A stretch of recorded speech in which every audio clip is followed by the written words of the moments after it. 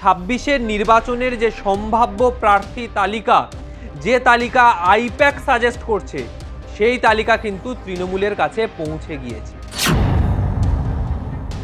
SIR আবহ এমন একটা সময়, যে সময় মানুষের পাশে মাঠে ময়দানে মাটি কামড়ে পড়ে থাকতে হবে।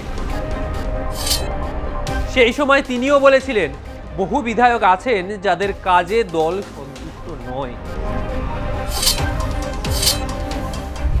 রাজ্য জুড়ে এসআইআর আবহ, আর এই এসআইআর আবহের মধ্যেই দোরগোড়ায় ২৬-এর বিধানসভা নির্বাচন। যে বিধানসভা নির্বাচনকে কেন্দ্র করে ইতিমধ্যেই রাজনৈতিক চাপানোতর শুরু। কারণ একদিকে এসআইআর-এর ফাইনাল তালিকা প্রকাশ হবে এবং তার কিছু সপ্তাহের মধ্যেই নির্বাচন ঘোষণা হবে, এবং তারই ১.৫ মাসের মধ্যে নির্বাচনের প্রথম দফা সেটাও শুরু হয়ে যাবে, বা ভোটের দামামা সেটা কিন্তু ইতিমধ্যে বেজেই গিয়েছে। তাহলে এখন প্রশ্ন, রাজ্যের প্রধান শাসক দল তৃণমূল কংগ্রেস, তাদের এই মুহূর্তে প্রার্থী তালিকায় কারা রয়েছে? এবং তার থেকেও বড় প্রশ্ন, এই প্রার্থী তালিকায় কাদের নাম নেই? কারা গতবারে বিধায়ক হয়েছেন, ২০২১-এর বিধানসভা নির্বাচনে জিতে বিধায়ক হয়েছেন, কিন্তু ২৬-এর নির্বাচনে তারার টিকিট পাচ্ছে না? কারা তারা? ইতিমধ্যেই তৃণমূলের যারা স্ট্র্যাটেজি মেকার, সেই আইপ্যাক, যে আইপ্যাকে ইডি হানা দিয়েছিল, যে আইপ্যাকে ইডি হানা দেওয়ার ফলে মুখ্যমন্ত্রী মমতা বন্দ্যোপাধ্যায় স্বয়ং নিজে দৌড়ে গিয়েছিলেন এবং ফাইল নিয়ে বেরিয়ে এসেছিলেন। সেই ফাইল বিতর্ক তো হয়েছে, সেই ফাইলে কি ছিল কি ছিল না, কেন মুখ্যমন্ত্রী গিয়েছিলেন সেখানে, সেই বিতর্ক এর আগেও হয়েছে। তবে ইতিমধ্যেই যেটা জানতে পারা যাচ্ছে যে আইপ্যাক তাদের তালিকা তৃণমূলকে পাঠিয়ে দিয়েছে। কিভাবে তারা এই তালিকাটা নির্বাচন করলো? মনে থাকবে কিছুদিন আগেই বলেছিলাম, আইপ্যাক থেকে বিভিন্ন বিধানসভা ভিত্তিক বহু মানুষের কাছে ফোন যাচ্ছে। সেই ফোনের মধ্যে থেকেই খোঁজ নেওয়া হচ্ছে আপনার বিধায়ক কি কাজ করেছে, আপনার এলাকায় কোন কোন কাজ এখনো হয়নি, কি কি কাজের এখনো প্রয়োজন রয়েছে, আপনার বিধায়ক কি কাজ করছেন, আপনি কি আপনার বিধায়কের কাজে সন্তুষ্ট, নাকি অন্য কাউকে আপনার বিধায়ক হিসাবে দেখতে চান, সেই ব্যক্তিও তাহলে কি? এই নিয়ে কিন্তু বিতর্ক সৃষ্টি হয়েছিল, আর এই ফোন চালনা গোটাটাই করেছিল আইপ্যাক, এবং তারপর সেই রিপোর্ট তারা সাজায়। ধরুন আজকে একটা বিধানসভা, সেই বিধানসভায় বহু মানুষের বসবাস, লক্ষাধিক মানুষ, সেখান থেকে নির্বাচিত ৫০,০০০ লোককে ফোন করা হলো, র্যান্ডাম কল, এবং তারপর সেই ৫০,০০০-এর মধ্যে ধরুন কিছু শতাংশ মানুষ বললেন যে এই বিধায়কের কাজে তারা সন্তুষ্ট, কিন্তু ধরুন বেশি শতাংশ মানুষ বললেন যে এই বিধায়ক কাজ করেননি, তিনি বিভিন্ন জায়গায় এখনো পর্যন্ত উন্নয়নকে পৌঁছে দিতে পারেননি, রাস্তায় লাইট নেই, ঘরে জলের লাইন আসেনি, ইলেকট্রিক চলে যাচ্ছে, এই হচ্ছে সেই হচ্ছে, এক গুচ্ছ অভিযোগ। এবং তারপর তারাই আপনার কাছে জানতে চাইলেন, তাহলে এই নির্বাচনে আপনি বিধায়ক হিসাবে ঠিক কাকে দেখতে চাইছেন? আপনি একজনের নাম বললেন, আপনার পরিচিত বা আপনার স্থানীয় কেউ যাকে দেখছেন তিনি বিধায়ক ছাড়াও তিনি নিজে মাঠে ময়দানে নেমে কাজ করছেন, আপনি তার নাম বললেন, সেই নাম, সেই তালিকা তারা নথিভুক্ত করেছে।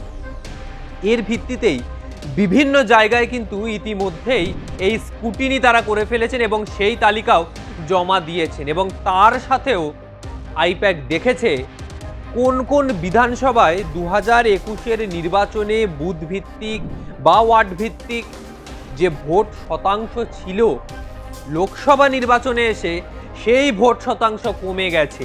তাহলে কমলোটা কেন? মানুষ কেন মুখ ফিরিয়ে নিল?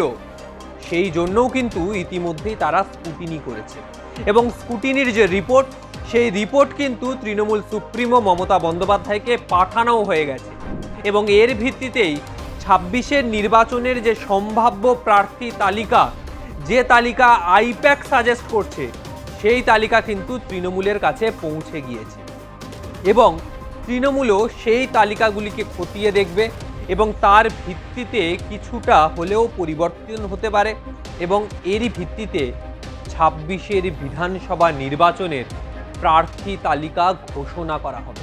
কারা কোন বিধানসভায় দাঁড়িয়ে প্রতিদ্বন্দ্বিতা করবে, কোন বিধানসভা থেকে তারা নির্বাচিত হওয়ার জন্য লড়বেন, সেই তালিকা কিন্তু প্রকাশ করা হবে। কারণ নির্বাচনের আর বেশি দিন বাকি নেই এবং তার সাথেই আরও একটা গুরুত্বপূর্ণ বিষয় এখানে অ্যাড করতেই হচ্ছে, যেটা এসআইআর চলাকালীন যে সমস্ত বিধায়করা মাঠে ময়দানে নেমে মানুষের পাশে থেকেছেন, বিএলও বা বিএলএ 1 বিএলএ 2দের সাথে থেকে কাজ করেছেন, তারা কিন্তু প্রিভিলেজ পাবেন। কারণ বারবার তৃণমূলের তরফে বলা হয়েছিল এসআইআর আবহ এমন একটা সময়, যে সময় মানুষের পাশে মাঠে ময়দানে মাটি কামড়ে পড়ে থাকতে হবে। এই সময় যে বিধায়ক কাজ করবেন না, বহু বিধায়ক রয়েছেন যাদের বিরুদ্ধে তৃণমূল সুপ্রিমো নিজেই অভিযোগ করেছিলেন। এমনকি অভিষেক বন্দ্যোপাধ্যায় যখন লক্ষাধিক কর্মী সমর্থকদের নিয়ে ভার্চুয়াল বৈঠক করছিলেন তার ক্যামাক স্ট্রিট অফিস থেকে, সেই সময় তিনিও বলেছিলেন বহু বিধায়ক আছেন যাদের কাজে দল সন্তুষ্ট নয়।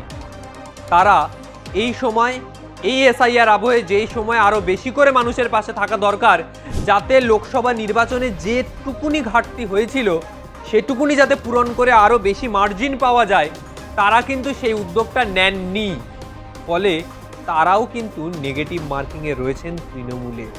আর এরই ভিত্তিতে 26-এর নির্বাচনকে কেন্দ্র করে বহু বিধায়ক রয়েছেন যারা 24-এর নির্বাচনে সেভাবে ভোটে সাপোর্ট দিতে পারেননি বা ভোটের ব্যবধান বাড়াতে পারেননি, বিভিন্ন বুথে হারতে হয়েছে, তারা কিন্তু হিট লিস্টে রয়েছে। তারা কিন্তু এবারে টিকিট নাও পেতে পারে। এর মধ্যে থেকেই যে সময় নির্বাচনের দিনক্ষণ ঘোষণা, তার কিছুদিনের মধ্যেই প্রার্থী তালিকা কিন্তু প্রকাশ করে দেবে তৃণমূল। বেজে গেছে কিন্তু ভোটের দামামা, এটা কিন্তু একেবারেই স্পষ্ট।